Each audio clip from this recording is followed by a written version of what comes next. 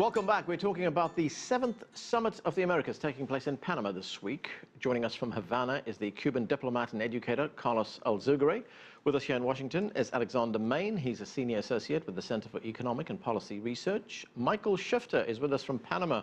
He's president of the Inter-American Dialogue. And also joining us here in Washington is Arturo Sarucón. He served as Mexico's ambassador to the United States for 6 years, beginning in 2007.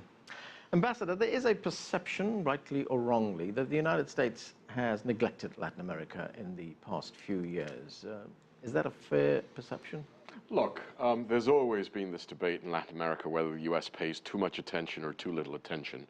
In many ways, the debate over the years is a bit of a damned if you do and damned if you don't dynamic. In fact, some in Latin America jest that they would rather have the U.S. not pay too much attention, because if they do, it means that there is some sort of crisis going on. I think the administration, the administration I think has done some very important, has made some very important steps in two of the three issues that, again, impact general public perceptions in the hemisphere. Cuba, which I mentioned, and the other one which Michael sort of tangentially spoke about, the issue of immigration. Even though the issue is still politically stuck and is extremely polarizing in the United States, the fact that the president decided to make some bold decisions in terms of executive action went down very well throughout the region. But I think that what we have to do is rethink how we look at the hemisphere and look at the hemispheric issues. I think the days of the grand, single, comprehensive visions for the hemisphere and for the way the United States engages with the hemisphere are long gone. You know, the last time this was attempted was with the free trade area of the Americas, which was launched in the first of the Americas Summit in 1994 in Miami. Those days are gone. I think the name of the game today in the hemisphere is A, regionalization, and B, an ad hoc or a la carte engagement, not only between the United States and some of its hemispheric partners, but among other hemispheric partners in the Americas. Look at the Pacific Alliance.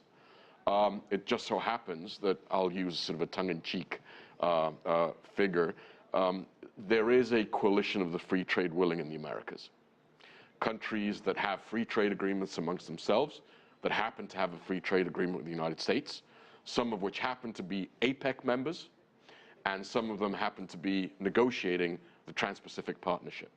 Well, this provides for some very interesting new architecture sub-regionally and hemispherically.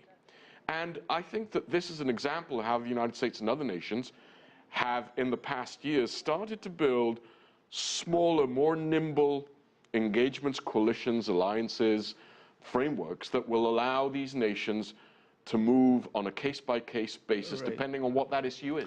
Michael Shifter, getting back to Cuba and the United States being at the summit, it was expected that this relationship, this burgeoning relationship between these two countries, or restoration of relations, would take place at a much faster pace. Well, I think people had high expectations. Remember when the announcement was made on December 17th by both President Obama and Raul Castro, there was a lot of excitement. It was a big surprise. This was a historic breakthrough, and there was a sense that perhaps everything would move very quickly. I think there's been signs of goodwill on both sides, but there are clearly issues that have needed to be discussed and worked out. And perhaps it was, in retrospect, it was a bit unrealistic to think that everything would be set to announce at the Summit of the Americas. That would have been ideal, but perhaps a little unrealistic. And it will happen. I don't think anybody doubts that there'll be diplomatic relations. Remember, the United States has already a significant presence in Havana. It has an intersection with 51 diplomats, and it's a question of putting the flag in Havana, and the Cubans putting their flag and the intersection on 16th Street in Washington, D.C. Alex, given some of the major issues that the summit will face, as you've pointed out, as others have pointed out as well, you know, a challenge to economies in the South, infrastructure, public security, and things like that. We do have Venezuela coming to the summit, and we already know that Nicolas Maduro is going to make a big issue of the sanctions that the United States has imposed on certain members of his government in Venezuela. Is there a risk here that that could overshadow the summit, and we could possibly see a split at the summit, because we know that he also has a lot of support from other Latin American nations. Well, absolutely. I mean, it'll be interesting to see what happens. Just over the last few days, the White House has clearly become aware that this could be a real problem during the summit. And there's been a bit of scrambling. Thomas Shannon, who's senior advisor to Secretary of State John Kerry, was in Caracas yesterday, unexpectedly. It's the most senior official from the U.S. to visit Venezuela in years, really. And this is coming at a time when the U.S. has declared sanctions against Venezuela. And I think this points to one of the real problems in U.S. policy. I think there have been a lot of great achievements over the last few years, certainly with Cuba, and also I think a change of tone, a recognition that, you know, there are these issues of poverty, that there's a social agenda that's being built throughout the hemisphere that is something that the U.S. has to take into account as well and engage with.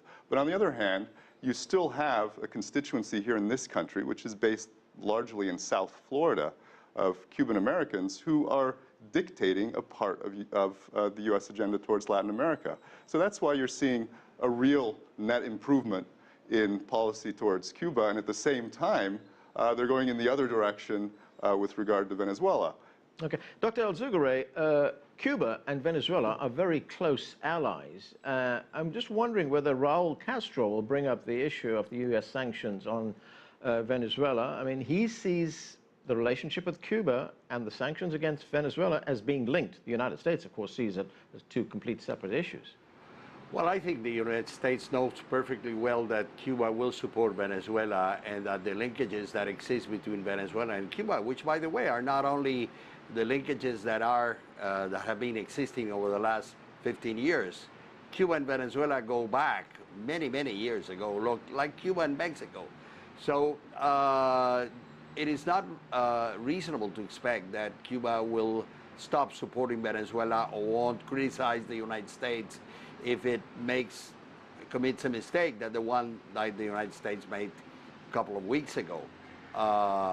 The relationship between Cuba and Venezuela will continue to be strong, which doesn't mean that Cuba is counting forever to have an economic relationship with Venezuela that has such a significant role in Cuban life. I mean, the whole process of updating the Cuban economic model is designed to bring about a change in the Cuban economy by which Cuba could depend on its own forces. And of course, remember, Cuba is carrying out, at the same time that Cuba is carrying out this rapprochement with the United States, Cuba is also carrying out a negotiation with the European Union in order to sign a cooperation agreement with the European Union, and that conversation has been advancing. Recently, the High Representative of the European Union for Foreign Policy, Mrs. Mogherini, was here in Cuba. She had a 2-hour interview with Raul Castro, and she came out of it convinced that, that before the end of the year, Cuba and the European Union can sign a cooperation agreement. Okay, let's go back to Michael Schiff in Panama, because we're running out of time. And I do want to raise this one point, Michael, and that is, will China's growing influence in the region, in Latin America, come up for discussion at the summit? Well, I think clearly there's no question that many of the countries, especially in South America, that have relied on their relationship with China over the last couple of years are now facing much more difficult times. And certainly in that context, China is slowing down, and that has affected the economies and affects the capacity of these countries to pursue social policies that reduce poverty and inequality. Latin America has had a pretty good decade, and now we're at a different moment. And China is very much a part of that moment. China is clearly a significant presence in the region. It's going to remain a presence. It's part of the landscape. It's a major external actor, but it's not growing at 11%. It's growing at 7%, and that has implications for significant countries like China, like Brazil, like Argentina, Chile, Peru, and others. So in that context, China will clearly come up. But nobody is talking about China as somehow being a problem or a concern. I think it's widely recognized that they have a role to play, an important role to play, and Latin American governments, all Latin American governments, are figuring out what's the best strategy, what's the best approach to take advantage of what China has to offer in terms of financing, investment, and trade to help advance their domestic agendas. So in that context, China is very much a part of what's going on here. But certainly, I think the attitude that somehow, this is a concern or somehow China doesn't belong here, I think we're way beyond that at this point. And that's where we have to leave it. That's it for this edition of The Heat, but the conversation continues online. Join us on CCTV America's Facebook page to comment on this or any other show, or chat with us on Twitter at CCTV_America. I'm Anand Naidu in Washington, D.C. Thanks for being with us.